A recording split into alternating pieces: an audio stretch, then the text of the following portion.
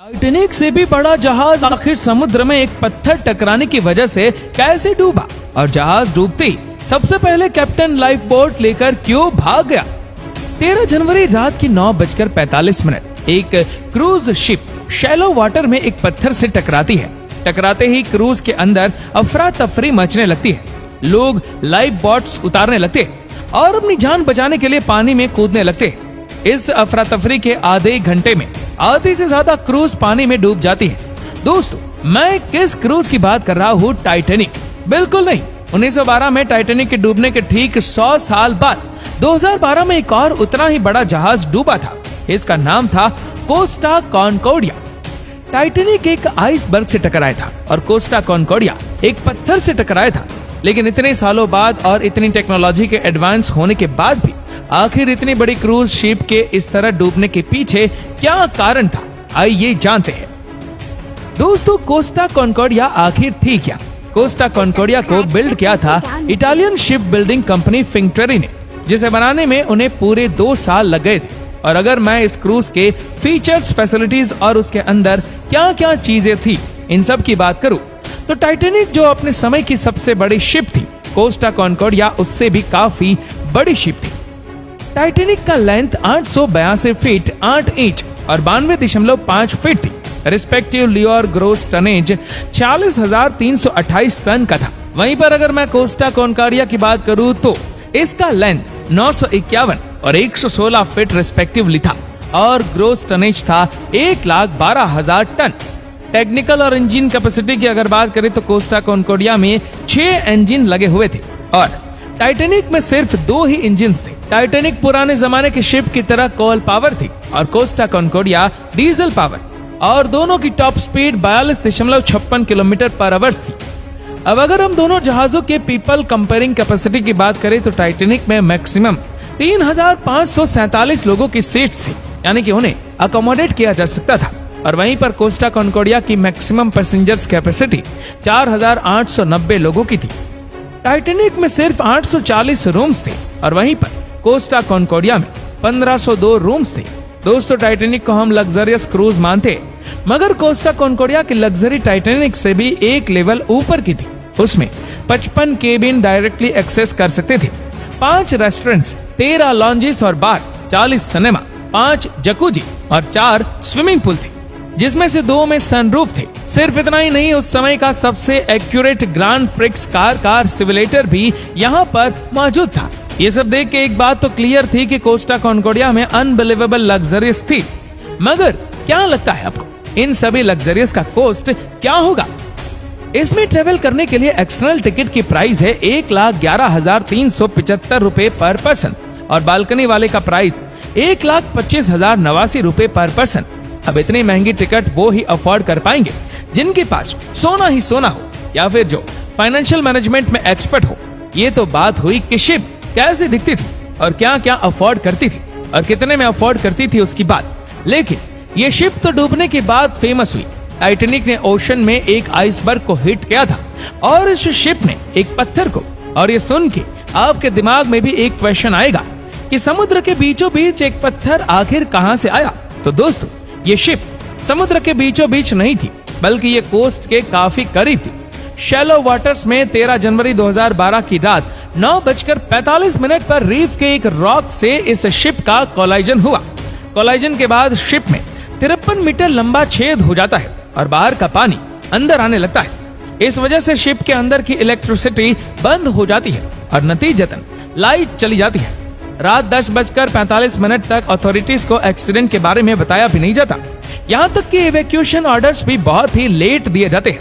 और टाइटैनिक तो ओशन में 3,657 मीटर डीप डूबी हुई है, लेकिन कोस्टा कॉन्कॉर्डिया कोलाइजन के करीब आधे घंटे बाद गिगली पोर्टो के शालो वाटर्स में राइट साइड से आधी डूबने लगी। लेकिन इतनी बड़ी शिप आखिर इतने शालो वाटर्स में कैसे डूबने लगी? दोस्तों, ये डूबने लगी अपने कैप्टन की वजह से, कैप्टन फ्रैंक शेंटिनो, जिन्होंने ऑलरेडी ये रूट ट्रेवल किया था और इसीलिए कॉन्फिडेंस के चलते वो पूर्व निर्धारित मार्ग से हटके शिप को ऑफ कोर्स ले गए और कोर्स के काफी ज्यादा करीब जाने की वजह से एक पत्थर से हिट कर गया। तो अब सवाल ये आता है कि क्या उन्हें रडार में ये नहीं दिखाई दिया? तो दोस्तों, कैप्टन ने नेविगेशन सिस्टम ही बंद कर दिया था क्योंकि उन्होंने ये रूट इतनी बार ट्रेवल किया था कि उनका ये कहना था कि वो उसे सिर्फ अपनी आंखों की मदद से भी नेविगेट कर सकते हैं। लेकिन उन्हीं के एक क्रू मेंबर्स ने बताया कि उस दिन उन्होंने अपनी आंखों पर चश्मा भी नहीं लगाया था। लेकिन जैसे ही शिप डूबने लगी, इसका कैप्टन एक बोट लेकर भाग गया।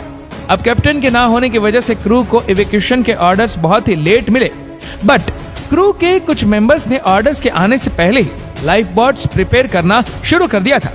पैसेंजर्स, जिसमें से ज्यादातर इटालियन, जर्मन्स, इंडियंस और बाकी काफी नेशनलिटीज के लोग थे, उन्हें रेस्क्यू करने के लिए लाइफ बोट्स का इस्तेमाल किया गया। लेकिन उसी के साथ इटालियन कोस्ट गार्ड, नेवी और एयरफोर्स के 5 हेलीकॉप्टर्स भी वहां पर यूज किए गए, जहां पर शिप के डूबने के 30 मिनट्स में ही शिप को बचाया जाना चाहिए। वहीं पर कोस्टा कॉन्कोर्डिया को बचाने में पूरे 6 घंटे लगे। मगर इन रेस्क्यू ऑपरेशन और इवैक्यूएशन के बाद आखिर वो शिप का क्या हुआ? तो दोस्तों, 2012 में ये शिप आधे डूबी हुई थी और 2017 में इस शिप की लास्ट स्क्रैपिंग हुई। इस प्रोसेस के इतने लंबे चलने के पीछे कुछ रीजंस थे। इस शिप के सिंक होने के बाद इसे अलग अलग फेज में निकाला गया। सबसे फर्स्ट स्टेज था रिफ्यूलिंग का। शिप्स को सैल्वेज करते समय ऑयल स्पिल ना हो और अंडर वाटर लाइफ फॉर्म्स को हार्म ना पहुंचे, इसलिए एक फ्लोटिंग एयर बैरियर लगाकर सबसे पहले शिप्स की रिफ्यूलिंग की जाती है। अब इस केस में इस प्रोसेस को करने में पूरे 2 महीने लग गए। सेकंड प्रोसेसिंग था राइटिंग, रीफ्लोटिंग और रिमूवल का। रिफ्यूल हो जाने के बाद 2013 में इसे वापस सही से खड़ा करने का प्रोसीजर शुरू कर दिया गया और उसके बाद इसे वापस से फ्लोट कराया गया, जिसे कहते हैं रीफ्लोट। और शिप के साइड पर केबल्स और पार्शियली फिल्ड स्पॉन्सर्स जो कि वाटर में स्टेबिलिटी प्रोवाइड करते हैं, वो लगाए गए और आखिरकार 2014 में इसे वापस अपनी असली जगह पर लाया गया। थर्ड प्रोसेस था स्क्रैपिंग का। जेनोवा पहुंचने के बाद स्क्रैपिंग में आने के बाद भी इसे 3 साल लग गए इस प्रोसेसर को खत्म होने में और 2017 में जाकर 90% शिप को रिसाइकल कर दिया गया। इसमें कुल मिलाकर 8000 टन के मटेरियल्स को डिसमेंटल किया गया और इतना सारा समय लग गया इतने बड़े शिप को सैल्वेज और स्क्रैप करने में। लेकिन इस बीच कंपनी पर इस हादसे के क्या कॉन्सिक्वेंसेस हुए, आइए वो भी जान लेते हैं। एक्सीडेंट की तुरंत बाद कंपनी के शेयर 16% तक इमीडिएटली गिर गए और उन्होंने बताया कि $95 मिलियन का तो लॉस उन्हें सिर्फ ऐसे ही हो गया। और तो और शिप के इंश्योरेंस एक्सेस में उन्हें $30 मिलियन भरने पड़ गए और उन्होंने क्रिमिनल ट्रायल को अवॉर्ड किया। $1.31 मिलियन का फाइन भर के और इस पूरे डिजास्टर का कॉस्ट कंपनी को $2 बिलियन तक का पड़ा। सामने की तरफ शिप को बनाने के लिए $570 मिलियन की कॉस्ट से 3 गुना ज्यादा था। बट सिर्फ इतना ही नहीं, अब तक कंपनी ने ऑलमोस्ट सारे cases out of court settle कर लिए थे।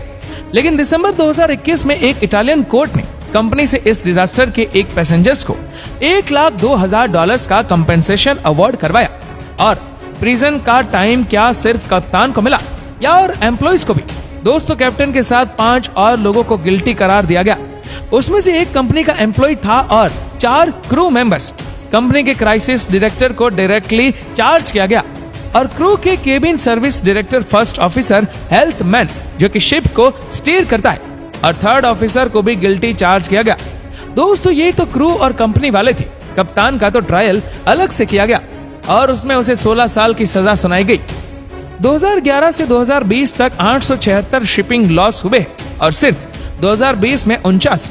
इन शिप्स की लॉस की वजह जनरली सिक्योरिटी, प्राइवेट या फिर कैप्टन्स होते हैं। और इसी चीज पर 2021 में एक रिपोर्ट आई थी जिसमें यह डिस्कस किया गया था कि रिस्क मैनेजमेंट, क्लीनर शिप्स और बेटर सिक्योरिटी से इंसिडेंट्स और कम किए जा सकते हैं। और आज 2023 हो गया है और आज तक इतने शिप एक्सीडेंट्स कैसे हो रहे? इतने स्ट्रॉन्ग रडार और नेविगेशन सिस्टम होने के बावजूद फ्लाइट एक्सीडेंट्स कम होते हैं as compare to ship accidents. आपकी क्या राय है? हमें नीचे कमेंट करके जरूर बताएगा। और इस वीडियो को आप अपने तक सीमित ना रखें, जितना हो सके इस वीडियो को शेयर करें फेसबुक पर, व्हाट्सएप पर, यूट्यूब पर। और ऐसे ही और भी इंटरेस्टिंग वीडियोस को यूट्यूब पर देखने के लिए नीचे कमेंट सेक्शन में लिंक दी गई है, जिसके ऊपर क्लिक करके हमारे चैनल को आप सब्सक्राइब करें और बेल आइकन दबाएं ताकि हमारे हर लेटेस्ट वीडियो के अपडेट आपको मिलते रहे सबसे पहले। और हमारे फेसबुक पेज को फॉलो करना मत भूलना। धन्यवाद।